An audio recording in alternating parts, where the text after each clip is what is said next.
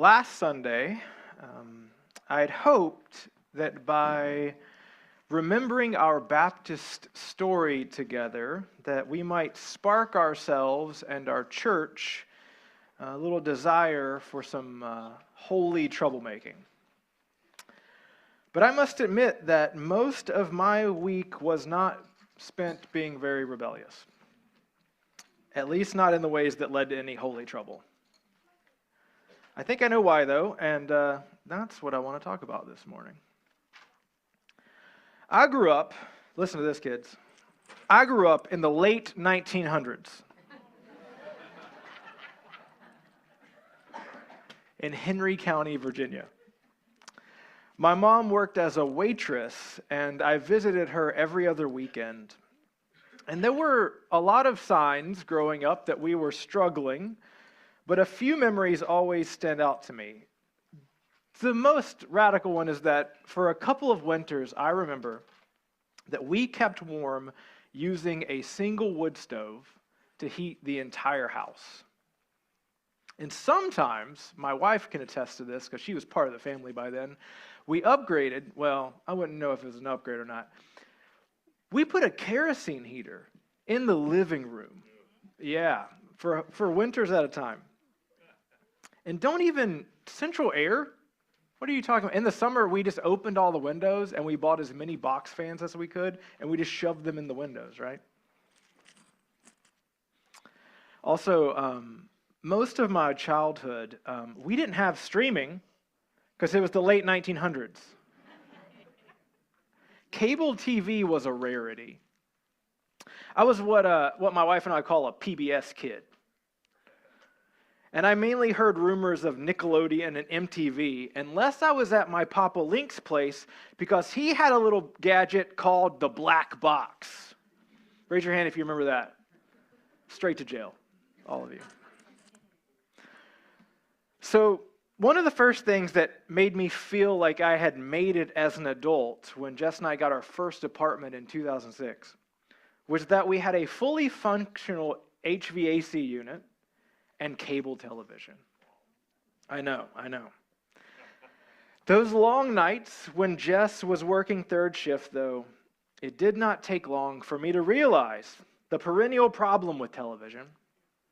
There's 100 channels and nothing on.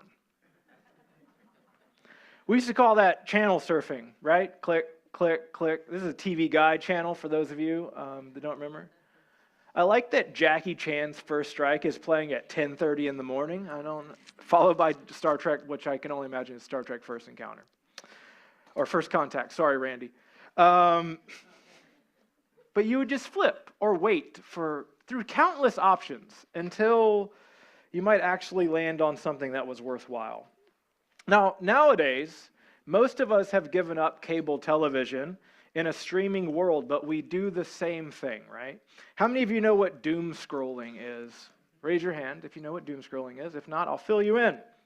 It is the continuous, compulsive scrolling through often depressing or worrying content on social media, news sites, and other platforms.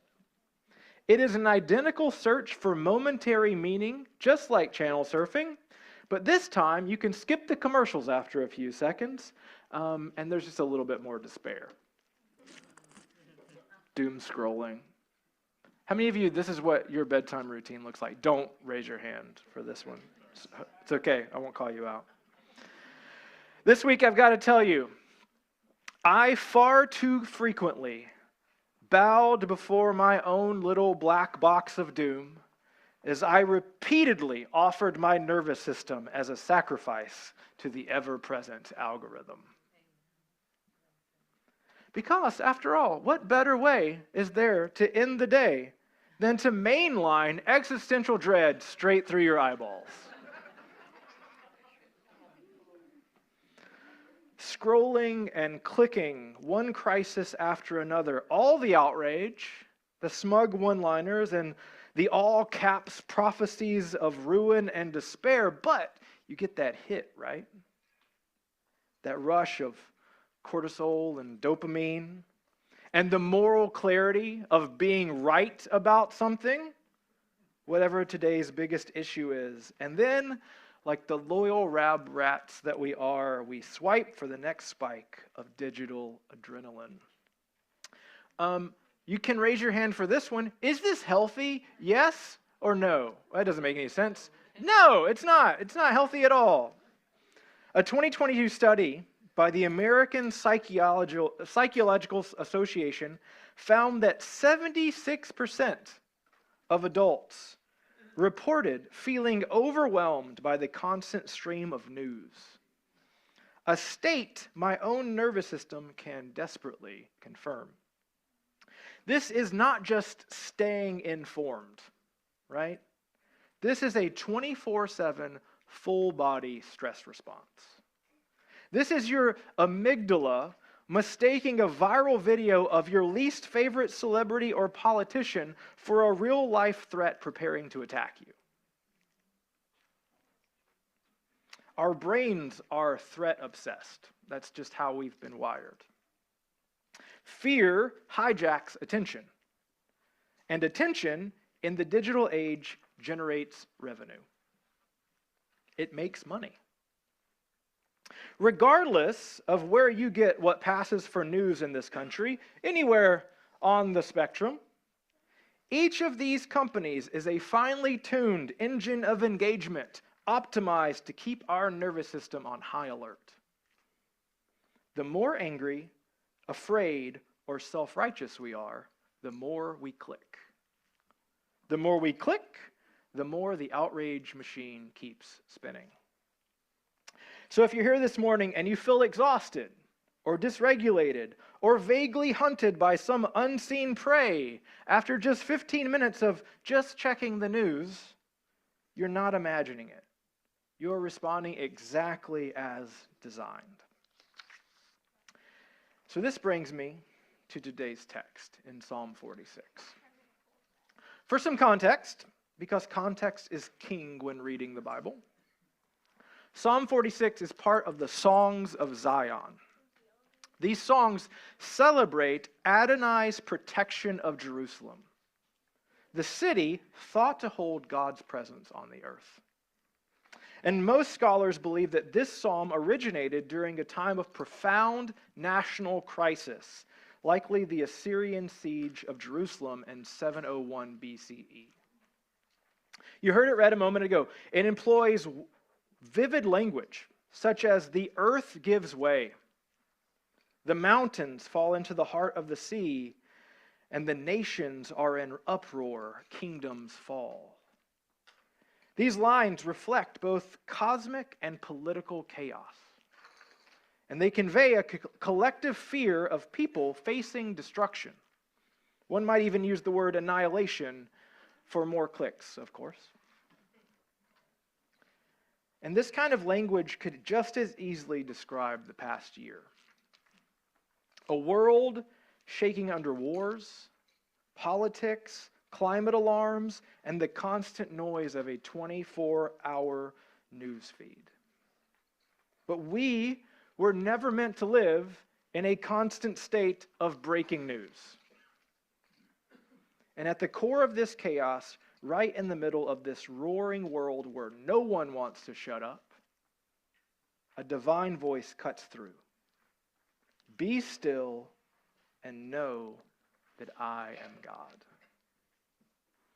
Now, typically in my imagination, as in the imagination of many others, I see "be still and know that I am God" as a cozy Pinterest quote, overlaying a picture taken in a quiet cabin or on a beautiful beach with a flickering candle and a steaming mug of chamomile tea with fall foliage just visible through a window or a beautiful sunset. But in Hebrew, this is not the vibe at all. Literally, "be still" is more accurately translated as desist, as in cease and desist. Desist, to stop doing something. It's pretty simple. Especially something that someone else does not want you to do. God is saying, desist. This is not "be still and know that I am God. This is not God calmly leading us into a prayer circle with a singing bowl and the promise of light refreshments. This is not just advice for introverts or yoga class or us trying to find our inner calm while strengthening our core. This is more like an exhausted parent looking at a destroyed living room with kids chasing each other with sticks and knives, crumbs and toys everywhere. Somebody's crying somewhere. And they say, "Knock it off. Stop it." That's my next note, actually. Just stop. Be still. Friends, we live in an age of perpetual, relentless motion and unrest, generating its own unique brand of extracurricular chaos, right? The kind of chaos that you take home for homework. This is why I can preach standing up against hopelessness on a Sunday morning, only to be doom scrolling by Sunday night. And this is why we can sing songs about grace while quietly hustling for all kinds of approval and achievement every other day of the week. To be still, this radical desistance, it means to let go of the illusion that everything depends on our frantic energy. Be still and know that I am God. Now, I kind of get myself turned around sideways when I'm working on sermons from time to time, and sometimes I'm able to pull out of those nosedives, and this week I went straight into it, so you have to come along with me on this ride. Apologies. Like I said, context matters. And it wouldn't make sense to pull a verse out of the Bible without understanding the world that it came from. The Psalms were written at a time when people believed in many gods, each one connected to a mountain, a river, a city, each claiming its own power and attention. And so for the ancient Israelites, this particular psalm described Adonai, the Lord of hosts, the ruler of heaven's armies, who ruled over all creation. And the psalmist pictured God as being in the midst of Jerusalem, the city of God, the holy place where the Most High dwells. They had a deep confidence in God's presence in history, believing that the same God who split the sea, who delivered them from oppression in Egypt, was still active among them, guiding and sustaining their life together. Now, we would all say amen to the context. But I think if we're honest, that's not how most of us talk about God from day to day.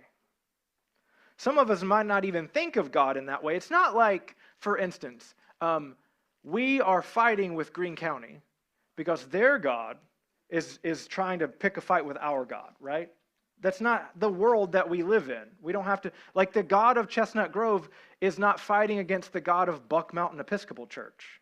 And if you come from that world, then I apologize. That's just not the case. It's not what's happening right now. We have a different way of seeing God, and yet we still can share in a deep confidence that God, whatever God is, whoever God is still active and present among us, even if the way that we think about God isn't exactly the same way that the people who wrote the Psalms thought about God.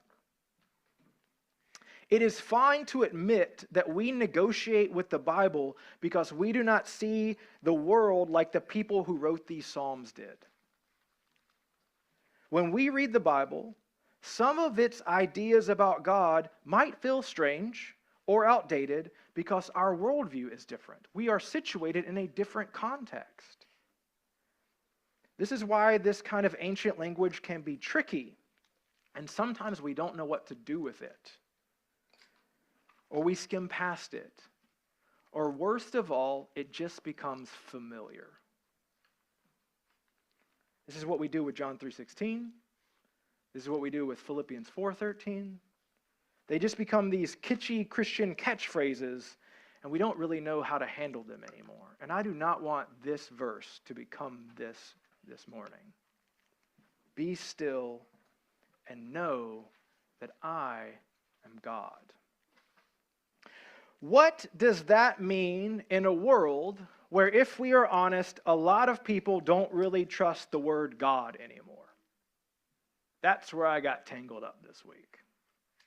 What does this mean in a world where, if we're honest, a lot of people don't really trust in the word God anymore?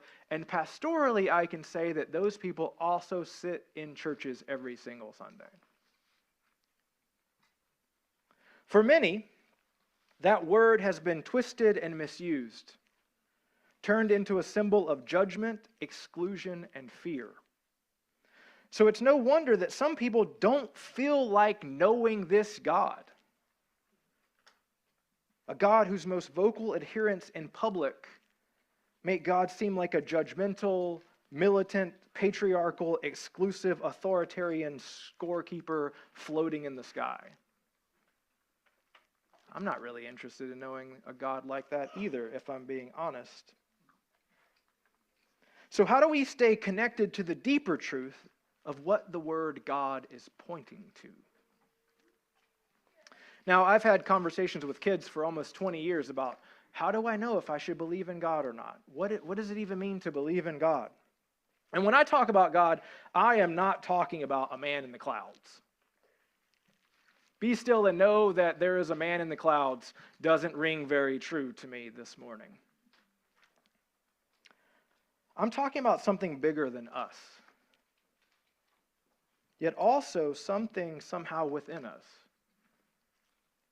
The mystery that keeps pulling humanity towards love and justice and healing, that's God. It's that quiet whisper in our hearts that says, this is not all there is. Evelyn Underhill, a writer on Christian mysticism, once said that there's a deep instinct of the human mind that there must be unity, an orderly plan in the universe. In other words, something within us believes that there is a pattern and a purpose. And that's what I'm talking about when I talk about God. Others have referred to this as an underlying vitality, the ultimate source of all existence, a deep aliveness that is reaching out for us at all times. Be still and know that I am God. We've all felt it, whether we want to admit it or not, in incredible moments of joy, or in the hardest moments of pain, on wedding days, and in hospital waiting rooms. Or standing outside under the stars, there is something in us that knows that there is more that is going on than what we can see, and it is bigger than we are. Like I mentioned a few weeks ago, even science reveals that reality has this kind of depth to it, a pulse, a connection, a presence that holds everything together, and we are a part of that. Be still and know that I am God. When the psalmist says, be still and know that I am God, it's not just about believing a list of ideas. And it's not just about kneeling in obedience to a literalistic and tribal reduction of what the biblical God is supposed to look like. A God that has been domesticated to serve our own cultural or political agendas. Instead, being still and knowing that I am God is about seeing that God is alive and full of love. A real living presence, the caring energy that connects everything and fills the universe with life and hope that there is more. If God is the source of life, real and present in the world, then knowing God goes beyond labels or any of our ideas. Faith is not about memorizing Bible verses or facts. It is about building a relationship. Growing spirituality does not require a perfect definition of God. It does not require a perfect definition of you. Because God is greater than we can imagine, and you are always going to be a mystery to yourself. What matters is our desire to connect with God and trust that God wants to connect with us as well, even if we don't have all the answers. I believe that the holy mystery that Jesus called Abba, the sacred, the source, the one who is the Word, the Great Spirit, the Creator, God reaches out to everyone, and something deep inside of all of us responds. If you want to know why I believe in God, it's because daily I know where I feel that call to respond. And if I'm honest, I also know the places where I back away from it. To truly know God is to become more alive, more human, more aware, and more grounded in love itself. For God is love. And as that God, that love works within us, everything false starts to fade away, leaving only what is lasting and loving. To be more human, to be more alive, to be more aware, to be more grounded in love, that seems like a pretty good task to me.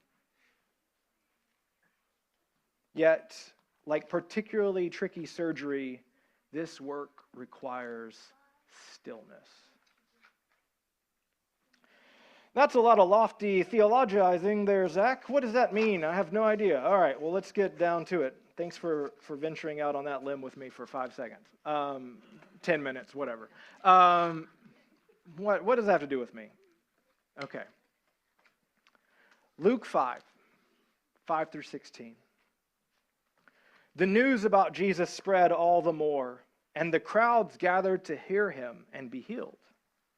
But Jesus often withdrew to lonely places and prayed. At the height of his popularity, when everyone wanted something from him, Jesus stepped away.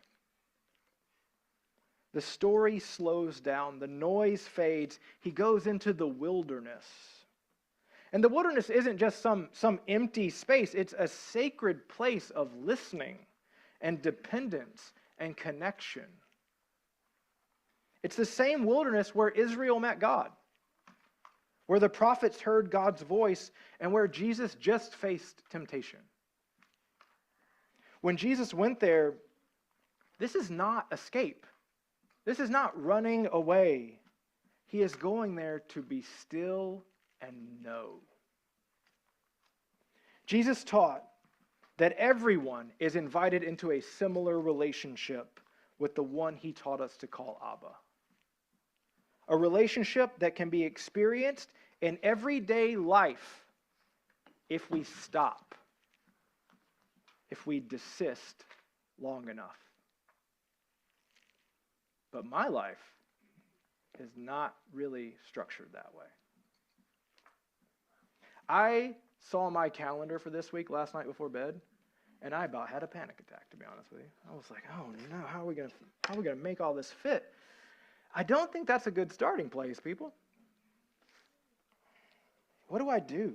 What do I do? How do I change this? What do we do?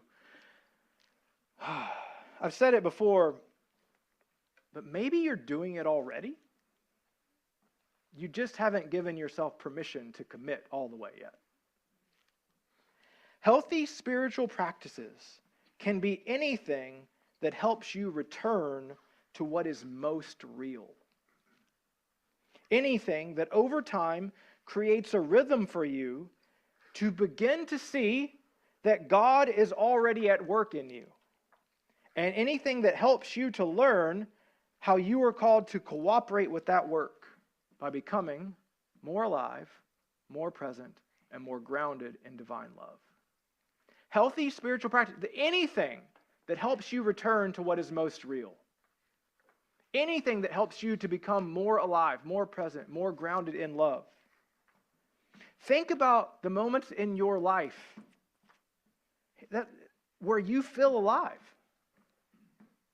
where you feel present. I guarantee you they're not exactly the same as mine, right? We gather on Sunday because we have established these rhythms in this space, but my rhythms on Monday might not look like your rhythms on Monday. Sitting under a tree and watching the light move through the branches? Whew. I like that one. You might be like, not for me. Painting? Doodling? I just like that word. Doodling? Writing? Making something just for fun? Oh boy. Playing an instrument without an audience? Cooking a meal and actually tasting it when you eat it? Really listening to a friend tell a story. Walking with no destination. Laughing until your sides hurt. We have all felt those moments when we are still and know that there is more going on than we can see. So what does it look like to make those moments more a part of our rhythm? It's right here all the time, just waiting for us to see it. Imagine if we actually lived like that. As if life were about the next encounter with the really real and not just the next thing screaming for our attention. Be still and know that I am God. Of course, the more challenging spiritual work is learning to recognize and let go of all the things that are in the way of that stillness. And in the way of what you should be doing to cooperate with God's work in your life and in the world, when all that is not love within is brought to light. That is the far more challenging work. This desistance, this being still and knowing the I am, is like finding a steady point in the chaos. It's a quiet no in a culture that constantly demands more. In a world obsessed with clickbait, this kind of stillness is radical. As Lance was fond of reminding us, radical means going back to the root of the matter, to that which is fundamental. This week, it may look like pausing. I wrote most of these for myself, so you can have them. It may look like pausing, taking 3 slow breaths before you speak, react, post, swipe, or scroll. That's radical desistance. It may look like noticing. Not just putting a pot of coffee on because you need this pot of coffee to get you through your to-do list, but actually taking the time to taste your coffee. To feel your feet in the ground. How many of you are wearing uncomfortable shoes and you don't even recognize it because you just have to get on to the next thing? Catching the look on a friend's face when you say, I'm fine, and seeing that they know that you're not. That's radical desistance. It may look like making space for awareness, right? A 5-minute walk. Leave the building, leave your desk for 5 minutes. I promise you the emails will be there when you get back. Journal. Breathe. Stretch. Move your body. Anything to remember I am is enough, is radical desistance. And finally, it may look like seeing the divine image in others. Anybody got a favorite cashier? That is a spiritual practice. A classmate, a grumpy neighbor, even the person you completely disagree with. If I am is God's name, then every I am that we encounter carries that same light and image. And that changes how we speak to, forgive, and love. That is radical desistance. It may look like joy or slowness or curiosity or setting boundaries or rest. In a noisy, anxious, always online world, being aware of I am is a courageous act. It means refusing to base your worth on your performance and your productivity because you're willing to stop. So welcome to the sacred work of radical desistance, church. I hope that we will be those who have the courage to be still, to be present, and to let love do its work in and through us. This week, may we pause long enough to remember who we are and whose we are. And in that stillness, may we find the God who has always been, here and now, in this breath and the next. Amen.